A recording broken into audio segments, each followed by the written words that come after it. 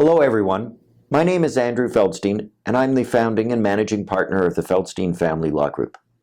Today I'll be discussing the issue of imputing income to a payor spouse.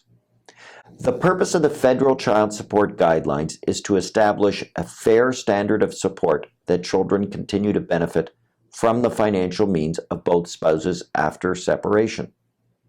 This is done by using a methodology that strives to achieve objectivity, efficiency, and consistency.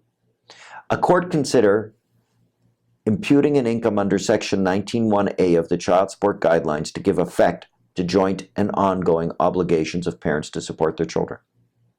The Ontario Court of Appeal set out the following three-part test to be applied when considering a request to impute income.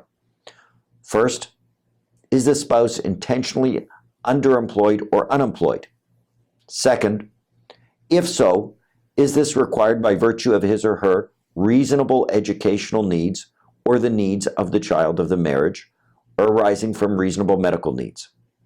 And third, if the answer to the prior question is no, then the court must decide whether to exercise its discretion to impute income, and if so, in what amount. There's a duty on the part of the payor to actively seek out reasonable employment opportunities that will maximize their income potential so as to meet the needs of their dependents.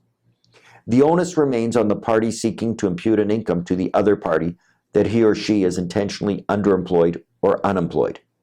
Once this onus has been dispensed with, the payor must show one of the exceptions of reasonableness.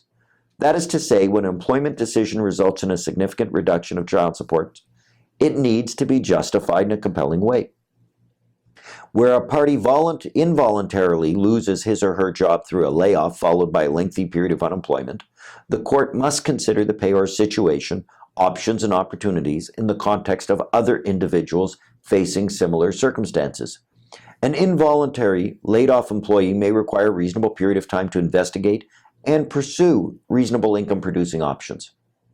A court may consider the circumstances of an individual who is underemployed or unemployed and whether that individual continues to be in such circumstances because he or she is receiving support from another family member or new partner. Further, a court will consider a person's lifestyle as a criterion for imputing income. Given the above, there's one common theme: reasonableness. Parents are required to act responsibly when making financial decisions that may affect the level of child support available. They must not arrange their financial affairs so as to prefer their own interests over those of their children. If you have further questions regarding child support or any other family law issue, please visit us at www.separation.ca or call us for an initial consultation at 905-415-1636. Thank you for listening.